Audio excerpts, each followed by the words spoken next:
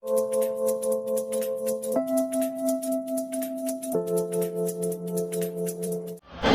هدف محمد صلاح اللي في جابه في لايبزيج، ولكن سابه منه داروين نونيز في اخر لحظه.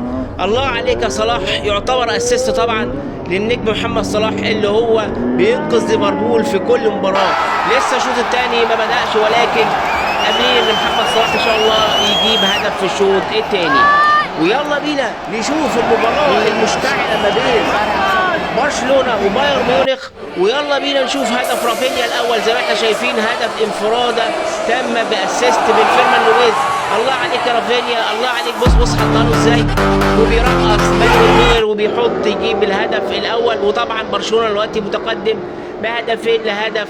الله عليك يا برشلونه، وكل التوفيق لعشاق برشلونه، والسلام عليكم ورحمه الله وبركاته. إن الله وملائكته يصلون على النبي يا أيها الذين آمنوا صلوا عليه وسلموا تسليما.